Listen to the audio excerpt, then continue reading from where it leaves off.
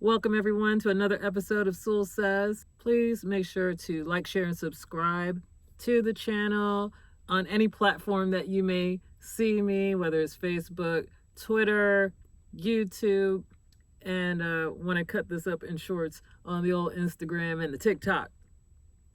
Very little effort to just click a button, but it has great impact on the growth of the show. And I appreciate your support. So with that said, let's get to work. So I've been wondering, whatever happened to that Snow White movie that Disney was supposed to release this year? People were awfully mad. Let's look it up. It was slated to premiere theatrically March 22nd of 2024. And now it's getting pushed till next year, March 21st. So that'll be 2025 at the time of this recording. That's a year some change from now. I am an actor. I am someone who used to really love to see movies and TV shows, and now I'm so disenchanted by the state of affairs that's happening in the entertainment industry. A lot of white people are upset. A whole bunch of you. They're mad about it. Y'all madder than us when we said that the Oscars were so white. But to me, it's like, but you all have been upset for a while at the untraditional casting, I guess you would say, of several beloved movie, TV, comic book characters. Y'all were mad when Zendaya played Mary Jane in Spider-Man. Oh, y'all were mad about that. So mad. In fact, I believe Zendaya herself said that she's going for your white girl roles, okay? She has decided to be benevolent to Black actresses, and she's not going to take roles that are set out for Black women, because Black women have been upset about light skin or biracial women being the face of Black women. Tandy Newton, she went on a bit of an apology tour that didn't quite work out for her when she was apologizing for taking on Black women roles. She said on Entertainment Tonight, "I wanted so desperately to apologize every day to darker skinned actresses, to say, I'm sorry that I'm the one chosen. My mama looks like you." And you know, she kind of covered her face and got emotional about it. I don't know if apologizing is the route. It seems very condescending, and I can say that as a light-skinned. I'm not a biracial. When you are light-skinned, but you are fully identified as a Black person, you rock differently. You carry yourself differently. You have a different mind state, I believe, than someone who is biracial. Feel free to lend your comments or your opinions to the matter. But there's two completely different dynamics going on, being a Black person who happens to be light-skinned and someone who is biracial. The sense of identity is completely different. Zendaya herself is a biracial woman, so I guess as an off-white woman, and both of these actresses are amazing actresses, okay? You cannot take that away from them. They are extremely talented individuals. Zendaya has, she's coming for your white girl roles. As an off-white woman, why can't you give me the respect that I'm entitled to? And I'm with Zendaya.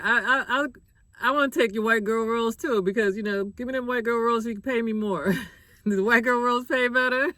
Moves are made for performative wokeness, as the kids like to call it, as Republicans like to call it, performative wokeness. Now, I have said before, I do not like the way that the word woke has been hijacked to me. I'll say it once, I'll say it again. Woke is a term coined by Black people for Black people as a warning to stay aware, to stay awake to all the forms and fashions of white supremacy, because white supremacy is very insidious, it's systematic, it's not out loud, it's not KKK members wearing the pointy white hoods anymore, and that's a conversation for another day. But just because you're doing some diversity initiatives and doing some non-traditional casting, to me that's not woke. I feel that Snow White, oh Disney, what are you doing? Y'all could have gave white people Snow White. That was an easy one. It's called Snow White. What the hell are you casting Rachel Zegler for Snow White? It's not called Sandy Beige. It's called Snow White. I'm not even sure why we are even making another Snow White so soon after the Snow White movie with Kristen Stewart and Charlize Theron. We didn't need it, Snow White so soon. I don't think so. They made a couple of them. So there was Snow White and the Huntsman, 2012, and then The Huntsman, Winter's War, 2016. We didn't need Snow White just yet, I don't think. But everything's a money grab. To the point that you're just stealing the soul out of all of these stories that people know and love. But Snow White was an easy one. Snow White is easy casting. Get a white girl, not an off-white girl. Get a white girl, the whitest of white girls. That is Snow White, okay? Sometimes it can be just that easy. Now, you would think after all the backlash that Disney got for The Little Mermaid, you would have thought that they would have been better about that Snow White. When did they start filming Snow White? When did they cast this girl? Okay, so the plans for the remake were confirmed in 2016. And then they got the director in 2019, and filming took place between March and July of 2022. So yeah, and the way people have been protesting about this Little Mermaid for the past couple of years, you knew that there was going to be backlash. I mean, I saw so many racist comments about that Little Mermaid because white people were so damn mad. I mean, first of all, a mermaid is a fictional character. If there are such a thing as mermaids, there's nothing to be like, oh, the human part of the mermaid has to be white. I think maybe like a Hans Christian Andersen action, old folklore, old fairy tale, official fairy tale type stuff. So when you're thinking about Hans Christian Andersen, who's European, German, something like that, Danish, I think he's Danish, but forgive me if I don't dive deep on that. Very white. Well, then I can understand white people being in their feelings about changing the main character to something more swarthy. But y'all been doing that shit for years, white people. What about Jesus, y'all? What about Jesus? Y'all ain't got nothing to say. Jesus is not a Jared Leto lookalike. But I don't see y'all up in arms trying to change those images. But I digress. But y'all were so mad about the Little Mermaid, and I saw comments that were so racist that they made me laugh. You ever see something so racist that it make you laugh? I can't even find this comment anymore, but it was so funny to me. It's the Little Mermaid trailer on YouTube, and then it's all those comments underneath. A lot of dislikes on that video. And somebody posted the Little Mermaid.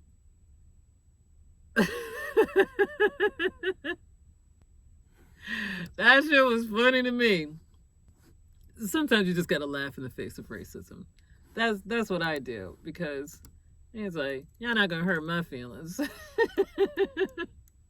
I was so mad that this beautiful black woman with her angelic voice and her alien beauty got picked as a mermaid.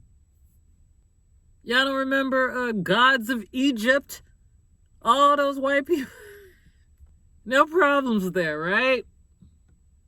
Let's see some of the racist shit that people posted up under the Little Mermaid.